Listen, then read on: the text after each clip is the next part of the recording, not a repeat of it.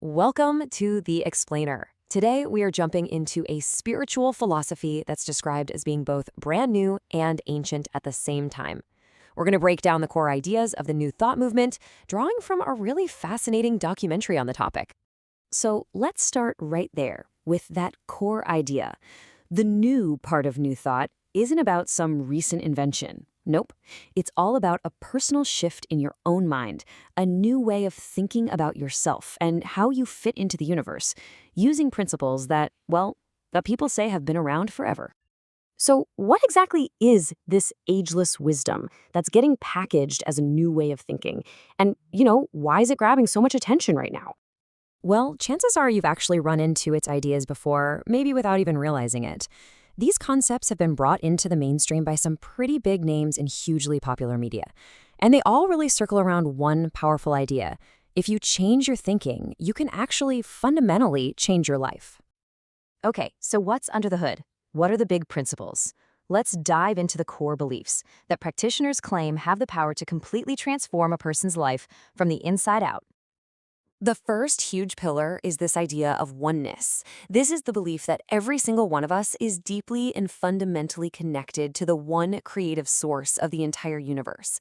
You can call it God, you can call it love, universal intelligence, whatever the name, the point is, you aren't separate from it. You are a direct expression of it. And this quote just nails it, doesn't it? From this perspective, that feeling we sometimes get of being separate or alone, well, that's just an experience. It's a perception. It's not the ultimate truth of who we are. Now, the second key idea is called the law of mind. And you gotta pay attention here because it makes a really important distinction. The idea is not that your thoughts magically create physical reality out of thin air. The idea is that your thoughts create your personal, subjective experience of that reality. So you can think of it like a filter between you and the world. The challenges you see, the opportunities you notice, the limits you feel, they're not just shaped by the world itself, but by the thoughts and beliefs you're holding about it. So we've talked about these big, abstract ideas, but how do people actually end up exploring this philosophy? Well, the source material lays out a couple of really different paths. The documentary really breaks it down into two main doorways. First, you have the unchurched. These are people who maybe didn't grow up with any strong religious background and are now searching for a spiritual path. And then you have the de-churched, people who did grow up in a traditional religion but left because they felt hurt or alienated, and now they're looking for a way to heal. But here's the interesting thing. It doesn't matter which door they walk through, a really common theme pops up again and again. People describe finding these ideas not like learning something new, but more like this deep, profound feeling of coming home to a truth they kind of always knew was there.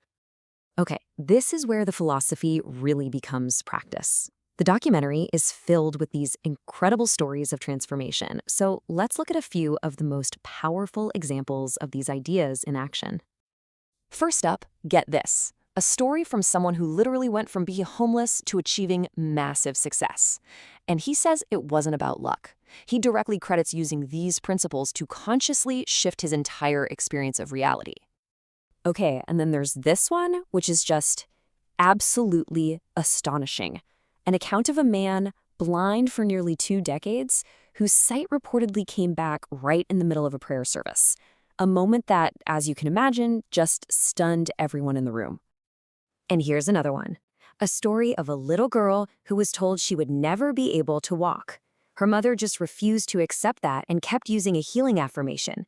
And the family says that when the doctors finally took off a body cast, she could walk perfectly. To make this a little more concrete, check out this actual process that was given to a woman who was waiting for a kidney transplant.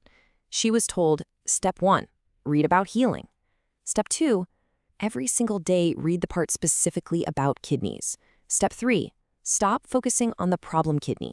Instead, Step 4, focus on and celebrate all the parts of your body that are working perfectly. And finally, have your community hold that positive thought for you. And the result? She reported that her kidneys just spontaneously started working again. So the common thread, the big idea running through all of these stories is this massive shift in your point of view. It's about moving away from this idea that you are just a victim of your circumstances and stepping into the role of an active creator, someone who can use their mind to actually change their conditions. So what does all this add up to? what's the message for us today?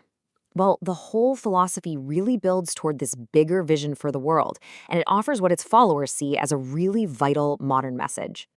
The documentary points out that a lot of traditions might start by focusing on what's wrong with people, sin, imperfection. But New Thought just flips that on its head. It starts with this powerful, radical affirmation of your own inherent worth, your divinity, and your incredible, untapped potential. And this brings us right to the ultimate goal. The philosophy isn't really about trying to fix a broken world that's running on fear and separation. Instead, it's about helping to build a new world, serving an emerging paradigm that's based on love, compassion, and that understanding that we're all connected. So in the end, the documentary leaves us with this one simple but really powerful question to think about. If our experience of the world is truly shaped by our thinking, then what's the one new thought you could adopt right now that might just begin to change everything?